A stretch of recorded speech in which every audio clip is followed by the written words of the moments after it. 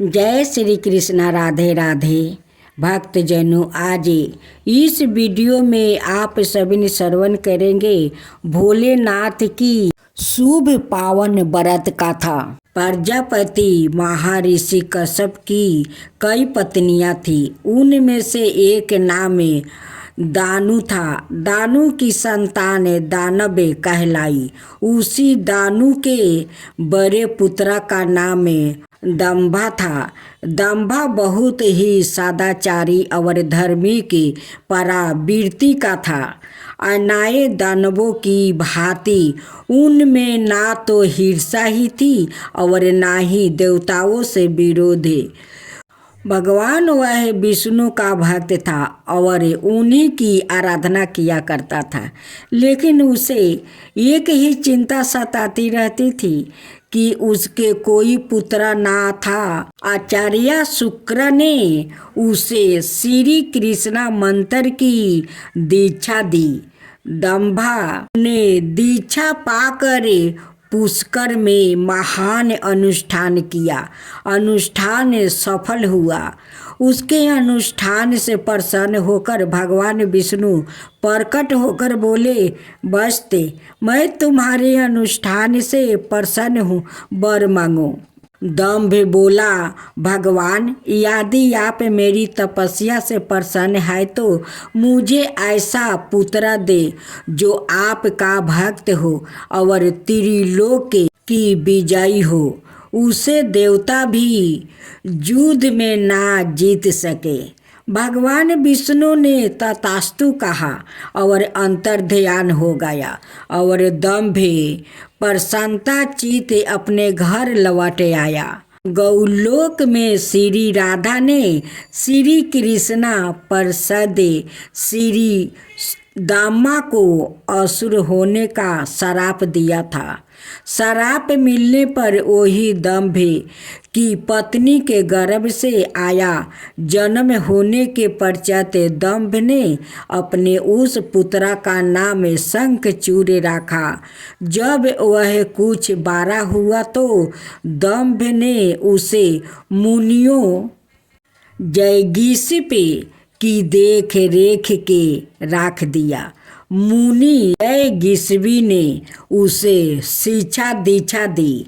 अपनी कुमार अवस्था में ही शंखचूड़ पुष्कर में पहुंच गया और उस महान धर्मी के तपस्या थीली में ध्यान मगन रहकर वर्षों तक ब्रह्मा जी की तपस्या करता रहा। उसकी घोर तपस्या से प्रसन्न होकर ब्रह्मा जी प्रकट होकर बोले, बस्ते मैं तुम्हारी तपस्या से प्रसन्न हूँ, वर मांगो। पीताम्बर मुझे ऐसा वरदान दीजिए कि मुझे देवता पराजित ना कर सके। शंखचूड़ ने कहा।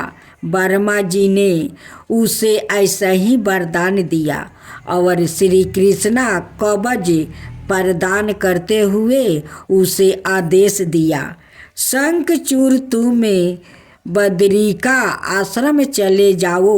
वहाँ तुम्हारा भाग्य का सितारा उदार होने की प्रतीक्षा कर रहा है। आदेश मानकर शंखचूड़ बद्रिकाश्रम पहुँच गया। वहाँ महाराज धर्मध्वज की पुत्री तुलसी भी तपस्या कर रही थी। दोनों का आपस में परिचय हुआ और ब्रह्मा जी की इच्छा अनुसार दोनों का विवाह हो गया। अपनी पत्नी को लेकर शंखचूड़ पुण्य दैत्यपुरी लौट गया।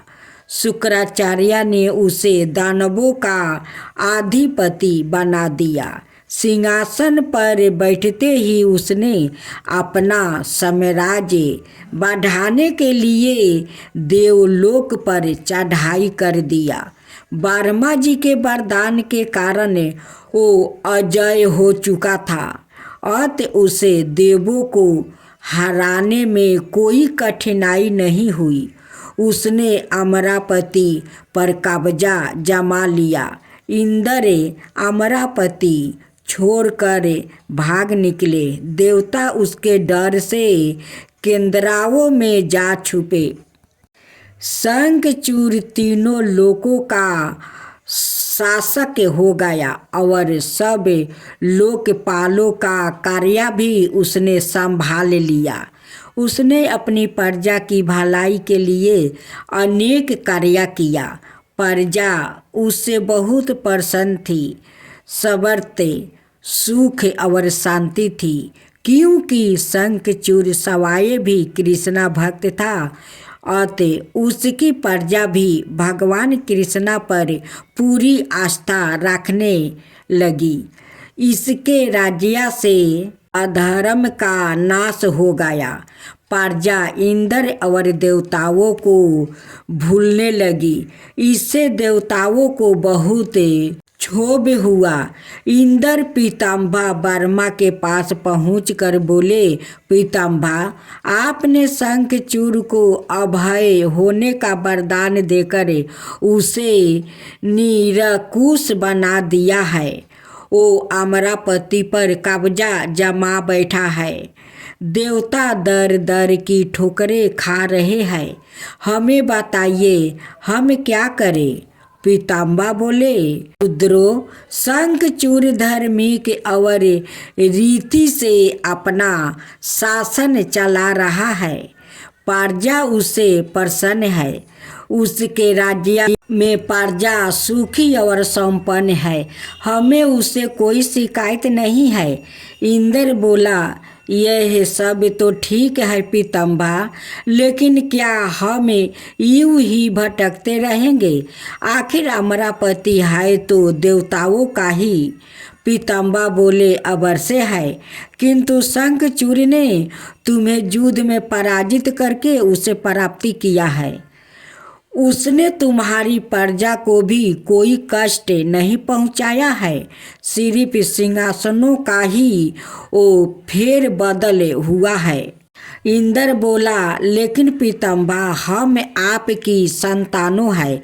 क्या आप चाहेंगे कि आपकी संतान यूं ही दर दर भटकती रहे? कुछ उपाय कीजिए पीताम्बर। पीताम्बर बोले, मैं इसमें कुछ नहीं कर सकता। देवेंद्र, जब तक शंखचूड़ के भाग्य में अमरावती का ऐश्वर्य भोगना है वह भोगेगा ही। तुम भगवान विष्णु के पास चले जाओ, वो अवश्य कोई उपाय तुम्हें सुझा देंगे। वहाँ से निराश होकर इंद्र श्री विष्णु के पास पहुँच गया और उनकी स्तुति करके बोला, भगवान, देवता इस समय भारी संकट में है। ब्रह्मा जी ने अपनी असमर्था जाहिर करके मुझे आपके पास भेज दिया है। कुछ कीजिए प्रभु, अनाथ संपूर्ण देव जाति ही नष्ट हो जाएगी। विष्णु बोले, पीताम्बर का कहना ठीक है। मैं भी अकारण शंखचूड़ के संबंधों में हस्तक्षेप करना पसंद नहीं करता। उसकी सारी प्रजा कृष्णा भक्त है और कृष्णा मेरे ही प्रतिरूप है। मैं अपने भक्त पर कष्ट होते नहीं देख सकता, लेकिन निराश होने की आवश्यकता नहीं। सूर्यराज, तुम भगवान शिव के पास चले जाओ और उन्हीं से कोई उपाय पूछो। वो अवश्य तुम्हारे कष्ट का निवारण कर देंगे। विष्णु की बात सुनकर इंद्र निराश भाव से वैकुंठ निकल आया। अंत में वहाँ भगवान शिव के पास कैलाश पर्वत ना जाकर शिवलोक पहुँच गया और भगवान शिव की स्तुति करके अपने आने का प्रयोजन बताया। भगवान शिव ने उसकी बात सुनी और उसे आश्वस्त किया, धैर्य रखो सूर्यराज, तुम्हारा सिंहासन तुम्हें अवश्य प्राप्ति होगा। मैं गंधर्व राज चित्ररथ को अभी दूत बनाकर शंखचूड़ के पास रवाना करता हूँ। शिव के आदेश अनुसार गंधर्व राज चित्ररथ शंखचूड़ की राजधानी पहुंच गया। उस समय शंखचूड़ अपने सिंहासन पर विराजमान था। चित्ररथ ने उसका अभिनंदन करने के पश्चात अपने आने का कारण बताया। दैत्यराज, मैं गंधर्व राज चित्ररथ हूँ और भगवान शिव का एक संदेश लेकर आपके पास आया हूँ। यह सुनकर शंखचूड़ के चेहरे पर आश्चर्य झलक आया। शिव के दूत को सामने पाकर वो सिंहासन से उठकर बोला, मेरा आहो भाग्य है कि भगवान शिव ने मुझे किसी योग समझा। आप संदेश सुनाइए, क्या संदेश भेजा है? भगवान रुद्र ने गंधर्व राज बोला, दैत्यराज, भगवान शिव का संदेश है कि तुम देवताओं का राज्य उन्हें वापस लौटा दो और उनकी अधिकार उन्हें दे दो। भगवान शिव ने देवों को अभय होने का वो वचन दिया है। शंखचूड़ बोला, गंधर्व राज, भगवान शिव से मेरा प्रणाम कहना और उनसे कह देना कि शंखचूड़ के हृदय में आपके लिए बहुत ही ज़्यादा श्रद्धा है, परंतु यदि उन्होंने इंद्र के बहकावे में आकर मुझे दंडित करने का निश्चय किया है तो मैं उनकी बात नहीं मानूंगा और उनसे भी युद्ध करने के लिए तैयार हो जाऊंगा। चित्ररथ वापस लौट कर और उनसे भगवान शंकर को शंखचूड़ का उत्तर सुनाया। यह सुनकर शिव क्रोधित हो गया और अपने गणों को युद्ध का आदेश दे दिया। उधर शंखचूड़ ने अपने पुत्र का अभिषेक कर उसे दानवाधिपति बना दिया और अपनी पत्नी से बोला, मैंने युद्ध स्वीकार कर लिया है। देवी, ईश्वर करे युद्ध में हमारी विजय हो। अब मुझे अनुमति दो, मेरी सेना तैयार है। शंखचूड़ अपनी सेना लेकर युद्ध भूमि में जा पहुंचा। दोनों सेना गौमूत्रक पर्वत के समीप एक दूसरे के आमने सामने आ खड़ी हुआ। भगवान शिव ने शंखचूड़ के पास एक बार फिर संदेश भेजा कि वह नादानी ना करे और युद्ध से दूर रहकर उनकी बात मान ले, किंतु शंखचूड़ ना माना और दोनों सेनाओं में घनघोर युद्ध छिड़ गया। भगवान शिव और शंखचूड़ आमने सामने डट गया। दोनों में अनेक अस्त्र शस्त्र से युद्ध होने लगा। फिर भगवान शिव ने ज्यो ही शंखचूड़ का वध करने के लिए त्रिशूल उठाया तो आकाशवाणी हुई, देवाधिदेव, आप प्रलयकार है, सबर समर्थ है, किंतु आपको मर्यादा की रक्षा करनी चाहिए। स्मृति की मर्यादा को नष्ट ना करे। जब तक शंखचूड़ के पास हरि का कवच है और जब तक उसकी पतिव्रता पत्नी मौजूद है, तब तक उस पर बुढ़ापा नहीं आ सकता और ना ही उसकी मृत्यु हो सकती है। आकाशवाणी के खत्म होते ही शिव का त्रिशूल अपने आप रुक गया। तभी भगवान विष्णु प्रकट हुए। शिव बोले, भगवान, आपने तो मुझे बड़े धर्म संकट में डाल दिया है। आप ही ने तो इंद्र को मेरे पास भेजा और जब मैंने उसे अभय करने के लिए युद्ध आरंभ किया तो अब आप ही का कब्जा आरे आ रहा है अब आप ही कोई उपाय सोचिए। विष्णु बोले, शंखचूड़ के श्राप का समय अब समाप्त होने ही वाला है भगवान। अब इसे असुर योनि से मुक्ति करके गौलोक भेजना पड़ेगा। यह कृष्णा भक्त है और कृष्णा मेरे ही प्रतिरूप है, अत इसे वापस गौलोक में भेजना होगा। सिर्फ विष्णु ने एक ब्राह्मण का भेष धारण किया और शंखचूड़ के पास पहुंचकर बोले, दानवराज, मैं एक निर्धन ब्राह्मण हूँ, कुछ पाने की आस लिए आपके पास आया हूँ।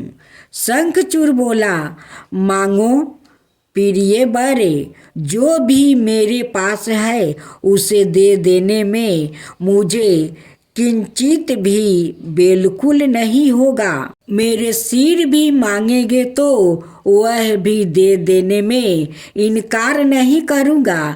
आप आदेश दे तो। ब्रह्म भेषधारी विष्णु बोले, दैत्यराज, मुझे आपका सिर नहीं, आपका कवच चाहिए। बोलिए, देंगे अपना कवच। शंखचूड़ ने अपना कवच उतार कर ब्राह्मण भेषधारी विष्णु को सौंपते हुए कहा, अबर से यदि भगवान कृष्णा की ऐसी ही इच्छा है तो ऐसा ही होगा। आप कवच ले जाइए। ब्राह्मण भेषधारी विष्णु कवच लेकर दैत्यपुरी पहुँचे। फिर उन्होंने शंखचूड़ का भेष धारण किया और राजमहल में जाकर शंखचूड़ की पत्नी तुलसी के पास पहुँचे।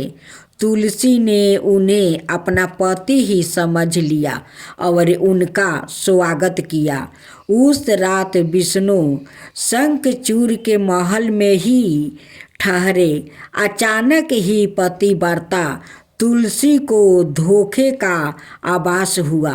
वह चौंक कर बिस्तर से उठी, बोली, कौन हो तुम और मेरे साथ छल करने का तुझ में साहस कैसे हुआ? जल्दी बोलो अनाथ, अपने पतिव्रता तेज से अभी भस्म करती हूँ। विष्णु अपने वास्तविक रूप में प्रकट हो गए। उन्होंने तुलसी को समझाते हुए कहा, सुनो तुलसी, तुम्हारे पति का समय पूरा हुआ। एक श्राप के कारण ही उसे असुर योनि में आना पड़ा था। अब से वह गौलोक में रहेगा, क्योंकि तुम्हारा पतिव्रता धर्म ही उसकी रक्षा कर रहा था। इसलिए मुझे छल करके तुम्हें कलंकित करना पड़ा। तुलसी रोते हुए बोली, यह आपने अच्छा नहीं किया भगवान। यूँ मेरे साथ छल करके मेरा पतिव्रता नष्ट किया है। मैं श्राप देती हूँ कि आज से आपको भी पत्थर बन जाना पड़ेगा। आप में दया ममता नहीं है, आप पत्थर है, पत्थर। विष्णु बोले, और मैं तुम्हें वर देता हूँ, तुलसी, मेरे पत्थर बन जाने पर तुम्हें भी मेरे पास ही स्थान मिलेगा। भविष्य में लोग तुलसी और शालिग्राम की पूजा करेंगे। तुलसी के बगैर शालिग्राम की पूजा अधूरी रहेगी। उसके बाद विष्णु अंतर्ध्यान हो गए और युद्ध भूमि में खड़े शिव को अपनी दिव्य शक्ति से सब कुछ बता दिया। शंखचूड़ और शिव में पूर्ण युद्ध आरंभ हो गया, किंतु तुलसी के पतिव्रता धर्म नष्ट हो जाने से शंखचूड़ की शक्ति घट गई थी और शिव ने अपना त्रिशूल उसकी ओर फेंका तो वह सीधा शंखचूड़ के हृदय स्थल को बेध गया। वातावरण में हजारों बिजलियां एक साथ करोध गई। चारों दिशाओं कांप उठी और देखते ही देखते शंखचूड़ धरती पर जा गिरा। गिरते ही उसके प्राण वो निकल गया। श्राप से मुक्ति मिलते ही श्री दामा गौलोक जा पहुँचा। उसकी भस्म से एक शंख प्रकट हुआ जो कलंतर में भगवान शिव के हाथों शोभा बना। देवताओं ने शिव की जय जयकारा की और इंद्र को अपना सिंहासन पुनः प्राप्ति हो गया।